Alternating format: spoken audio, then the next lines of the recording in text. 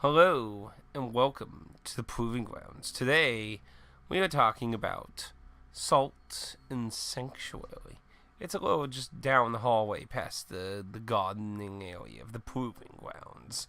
Lovely place. Anyway, serious note though. Salt and Sanctuary, as some may dread me to say, but it is the Dark Souls of Metroidvania 2Dness. But it really is. Seriously. It is honestly a 2D Metroidvania style Dark Souls game. It has a lot of. It's very similar.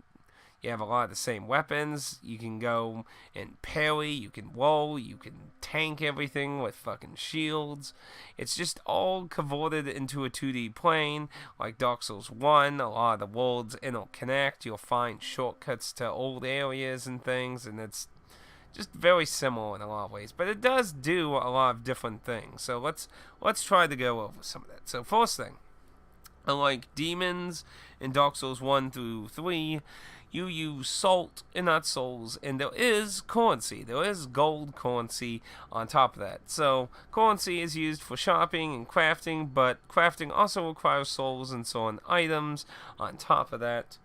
And salt, just like souls, is used to also level up.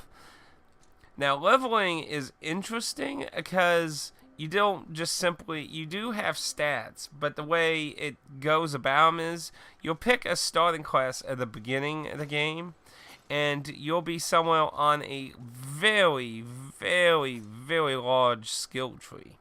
And this skill tree just has all kinds of stuff all over it. So imagine something like Final Fantasy X's Sphere Grid, except you don't have multiple characters grids all linking to each other.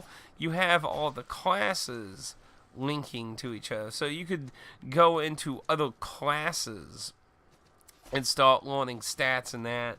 So it lets you go around. And on top of that, you can also improve your healing and such. The amount of healing potions you got on top of that. And also on top of that, you can put, I believe, up to 3 points per node. So on the normal stat nodes, that is, I believe the sword like weapon, the class levels of like shields, armor, and such, those I believe do not have multiple slots, but the things that increase your stats and that have 3 slots, if I remember correctly, that you can. So those are a lot of points you can put all over the place. You can also find some items that can let you revert a point out and let you move it somewhere else, but there's only a select finite amount of those within the game, so they let you fix a few if you feel like you've bumbled or need to change something, but overall you can't do too many of those, so you want to be overall careful. But just like Souls games, you could just there's always just going up. And of course, just like Souls, you got dexterity, willpower, your endurance, your strength, and they all affect different. You have the same idea that strength and dexterity type weapons, and you got your different spells are affected by different stuff. So all that, if you're familiar with Dark Souls, you'll be familiar with that. You do have equipped burden, you do have drop weights, and it just honestly, a lot. And then of course defense against like poison, holy, arcane, fire, and stuff like that. A lot of things you should be familiar with if you're familiar with Souls games. But moving on from that, other things that are different is magic. There are 3 bars on your screen when you got your health, your stamina, and then a little silver bar that's underneath your stamina. So the silver bar slowly gets consumed when you use magic, and there are so on wings and things that can affect this. And as that gets consumed, it affects your maximum stamina. Now this ain't permanently lost. You can go to any sanctuary you make and get it all refreshed. This is similar to Dark Souls trying to give you a limit to how much magic you can use, because in Demon Souls, as long as you had shit that gave you mana, you could just use all the damn magic you can, and If you knew what you were doing, you could just break that game. On top of that, there's also a kind of, I forgot the terminology for it, but there's a ball that appears in the middle, and if it fills up as you keep casting magic. If it fills up all the way, you will, like, get a magical surge or something, and it'll pretty much nearly kill you. And if you fill it up again without healing, it will kill you. So, yeah. So you also have to be careful of how many times you're casting it consecutively while holding your maximum stamina. So, and when I played through this game, I barely touched magic. Hell, it took me a while to actually figure out how to use magic, because I played the game blindly. And, it doesn't, you just need a staff, a cane, to use magic and that. So it's a little bizarre. It's a little bizarre. It's just a tad bit odd. And then, of course, you need the necessary stats and things that. So magic's a little different from it. But melee's pretty much all the same, just in the 2D plane. You could two-hand, you can use a shield, you could roll, you could parry shit. And I actually find it way easier to parry in this game versus the 3-dimension. I don't know, that could just be me, or maybe it's just easier in general, more forgiving. I don't know. You could be the judge of that if you try, but I found parrying quite easy.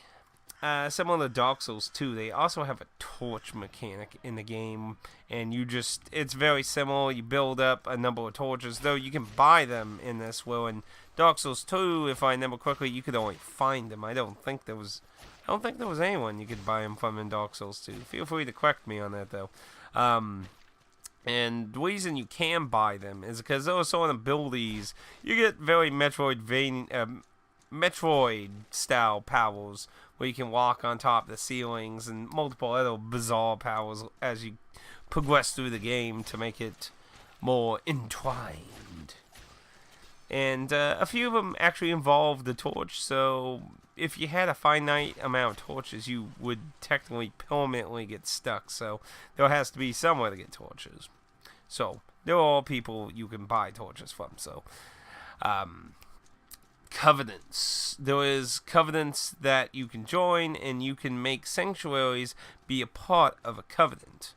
Now, if you piss off a covenant, similar to Dark Souls, they will hate you and fucking try to kill you. So that's usually not a good idea unless you specifically try to do some of the interesting little secrets you can do in the game. The karma-related ones. But you'll find different covenants. Now, unlike the Souls games that usually never did a whole lot with covenants. You would just get a few items. The covenants are buffed a lot more in this. The type of boss weapons you would make with boss drops, they are spread amongst the Covenant's blacksmiths. So only certain Covenant's blacksmiths can make certain weapons. So you kind of have to get an idea of what Covenants would suit your play style. And you can get certain Covenant merchants that will have certain items that only that Covenant will sell on top of the generic stuff that are universal. And you can get certain Covenant NPCs to be at your sanctuaries by putting little statues of different ones: blacksmith, merchant, magic seller, the leader, which is who you use to rank up in a Covenant. And that. Now, if you leave Covenants, they don't kill you, but they will disdain you, and you can still use the sanctuary, but most of them won't do anything with you. Most shopkeepers will still sell to you, but the leaders will basically be like, yeah, you done fucked up. Now, there is a way to revert that in a kind of like the sin system in Dark Souls 1. So you can cleanse that so you can rejoin older covenants that you may have wronged by abandoning them and that. But, and there was also warping and traveling between certain statue NPCs if you set one up at different points in the game. Now, as a Metroidvania game, the world does intertwine a lot, and I'd say it's very close to Dark Souls in that sense, and not so much like 2 and 3, where they feel a lot more disconnected. They don't feel like they all entwine. Like, there's a lot of... You'll find a number of places that intertwine together, especially if you keep an eye for secret walls. There's quite a few secret walls. But honestly, that is probably the most significant. I mean, you even have plunging in the game. It just honestly took everything from Dark Souls Willy and put it in 2-dimensional. So this is definitely a very good recommendation to me from a Souls fan. Now, I do want to obviously talk about some downs about the game. I feel like one of the big downs about the game is as you progress through the game, I feel like it being in 2D starts hurting some of the bosses. If you're familiar with Souls-type games, you're going to obviously have an edge in the game once you just get a few of the differences of it being 2D and that out of the way. You're gonna have a nice little advantage because, you know, you're gonna be more aware of your environment and stuff, at least I would hope. But there's a lack of things you can do in 2D compared to 3D in a sense. So a lot of the end bosses start kind of just feeling samey, just another big flush of meat to chop down, roll, block, parry, if it's parryable. There's a silent guy that's really big that's not gonna work on. But, yeah, it kind of feels like they started running out of unique ideas to make them stand out about past the midway point. And I'm not saying the bosses were bad. There were a few interesting ones still. And the final boss actually was pretty good. It's a pretty nice test of everything you learned if you don't super overlevel. Sadly, while trying to get a better shield, because I didn't really understand how you got new weapons from boss items until late game. I didn't really realize they were spread out amongst covenants. I kind of only found one covenant that had a crafter that crafted the stuff to make the unique weapons, and I didn't realize that each covenant actually split the items with them. So I didn't really get to try out a lot of boss items.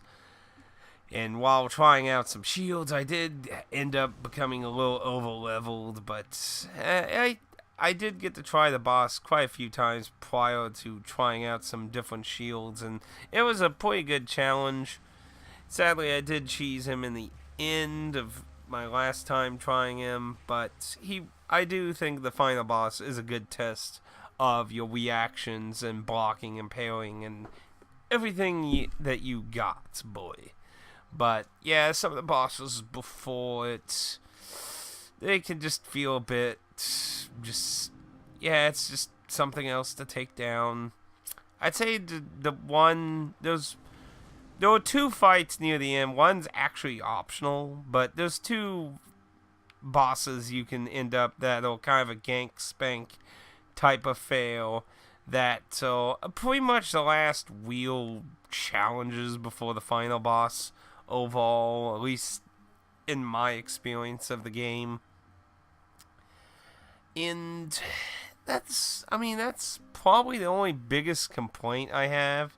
I didn't really experience any big bugs or anything like very strange. There is 2 things specifically though that are odd. There is a odd way. It had something to do with like rolling and jumping or something like that, where you can cause like a like this really big leap.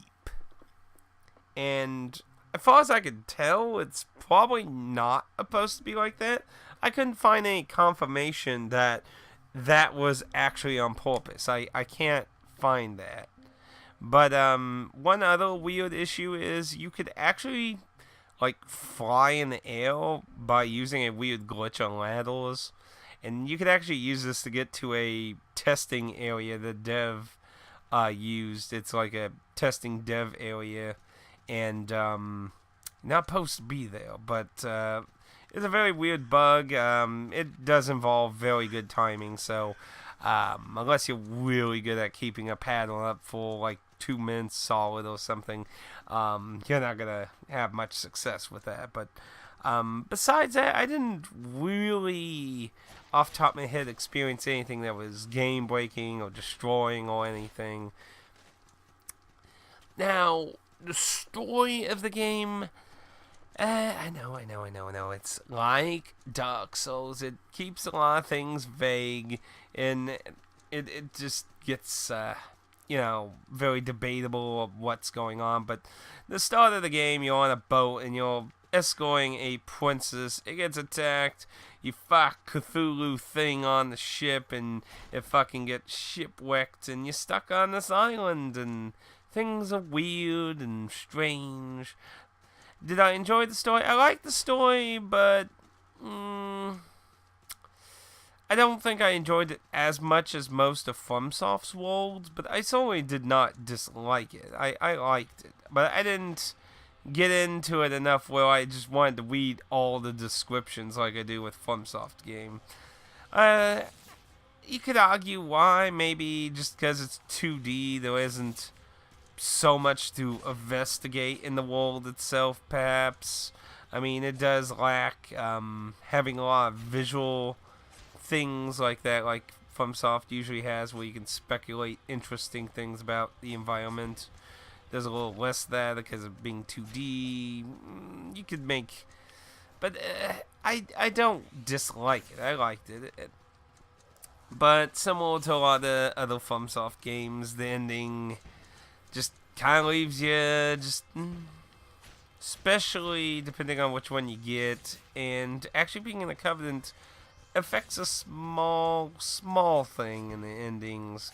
But it's not that big. It's more of about choice that you make.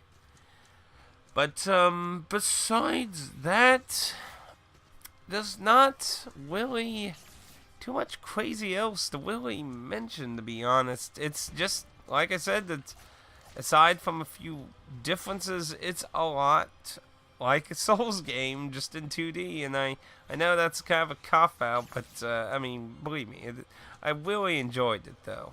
I really did enjoy it. And it is, if you get digitally, you're only paying $17.99 for the game. Very, very lovely price. It took me about 40 hours, 40, 35, somewhere around that frame. So it's not like a super long game, but that's a pretty average playthrough time. And just like Dark Souls, yes, I know. But it does have multiple new game pluses where the game gets harder and you get more salt and all that same jazz. Again, it's clearly very inspired, but at the same time, they did take the time to make differences and improve on things. Like, I do like how they, in the Covenants, feel like there's a lot more you can do with them. And, actually, did I mention the bonuses you get with some of the Covenants?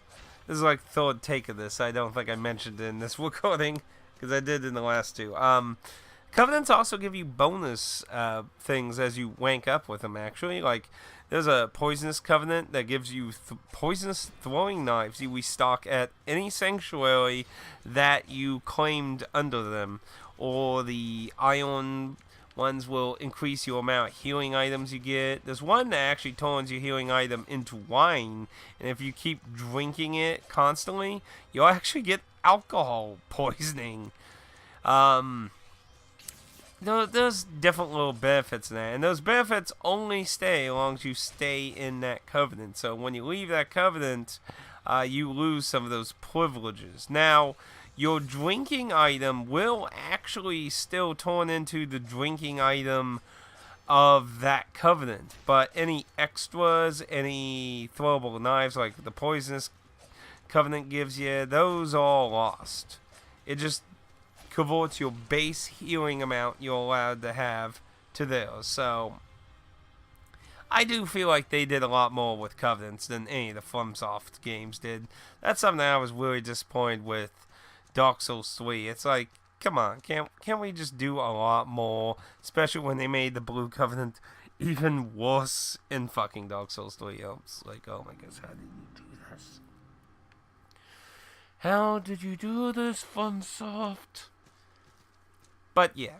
And this game also got a limited one release for the PS4 and Vita that can be, I wouldn't say super pricey, but for if you compare it to the digital price, it is, I believe, if I was to take a glance, currently, if you want the PS4 version, you're looking at around $45, $50 for a copy, and the Vita version is, holy crap, you're looking about $60 to $70 for the Vita version.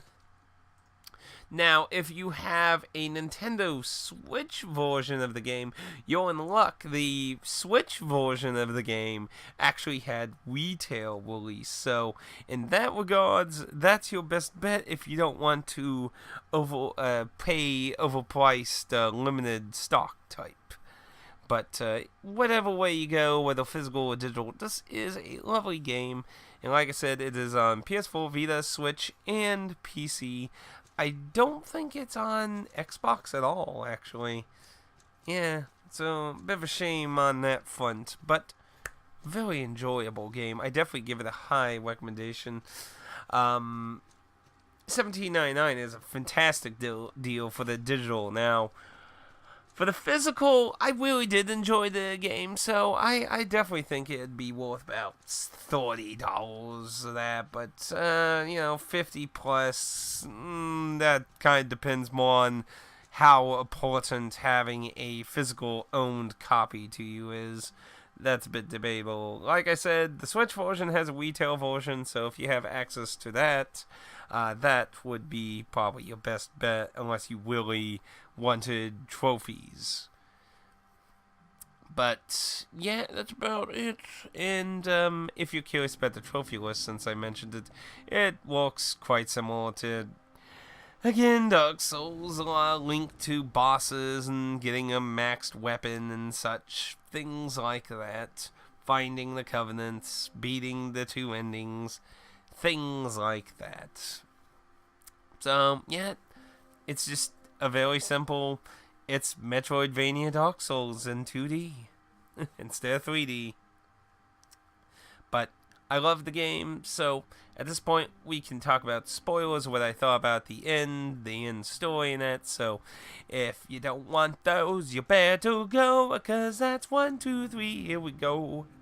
So you find out through some of the NPCs and that, if you find some of the roaming NPCs, it seems the island steals culture.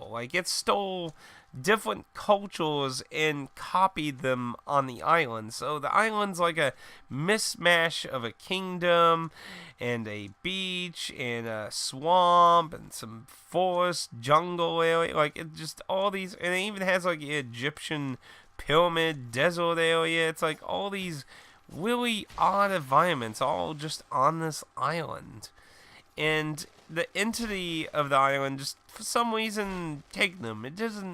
I don't think I found any real justification myself.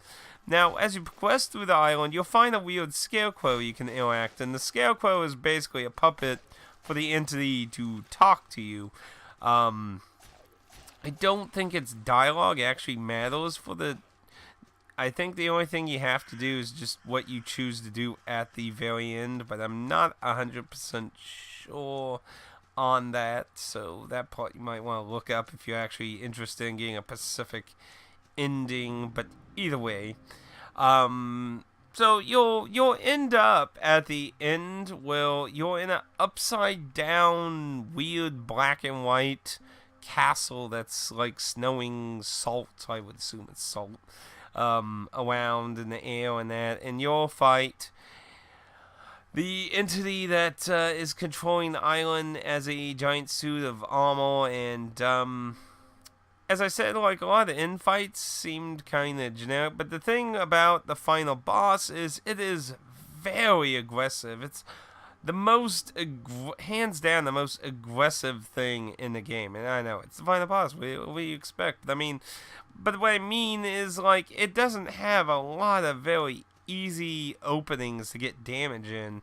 And depending on your playstyle, whether it be pure magic, parrying, shield, walling, it can get a little tricky to get your damage in there. Oh, and while on that, there was one other bug I actually found in the game. It's actually in the final boss room. If you watch my footage fighting it, I actually got stuck in the wall. He, like, pushed me into the wall, and I had this happen a few times. It's really bizarre. You just need to be against the wall when he does a certain move, and he can pretty much get you stuck in the wall. And it's just kind of weird.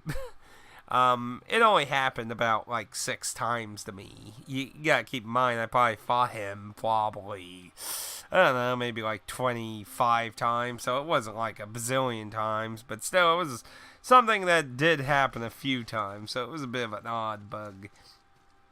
And then after you kick his ass, you get an option to either pick up a helmet that the Scarecrow had, which to my understanding causes you to become the new entity of the island, or jump in the whale, which is what I did, and it spits you out into the ocean from the island. So it's, like I said, it kind of leaves you the question.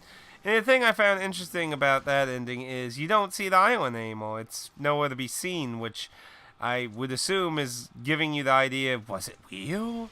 Did it really exist? Or was it all a dream? And it just kind of leaves you there, and ending is just about typical FromSoft in that regards. Well, you don't, like, I mean, still, nobody has any real good idea of what the fuck the Throne of Want was even about in Dark Souls 2. I mean, Dark Souls 3 came out, and almost everyone just ignores trying to connect Dark Souls 2 at all to it. I mean, it's really just... But this is a good game. I definitely can recommend this game, hands down, if you're into Souls games. Or even Metroidvania games. If you're not interested in Dark Souls games, but you're interested in Metroidvania games, I would still give it a try, because it is also very interesting in a Metroidvania way. But there's... I can't imagine someone playing this and saying nothing about it reminds them of Dark Souls at all. Like, I can't believe someone could think like that. But those are my thoughts on Salt in Sanctuary. If you have any questions, feel free to leave a comment down below. Please leave a like if you feel like you learned something interesting, or if I felt like I introduced you to a good game. Or feel free to leave a dislike if you felt like it was nothing at all. Anyway, thank you for joining, and until next time on the Proving Grounds, I hope you can feel satisfied with today's video. Until next time. どうだった？私の作った朝ごはん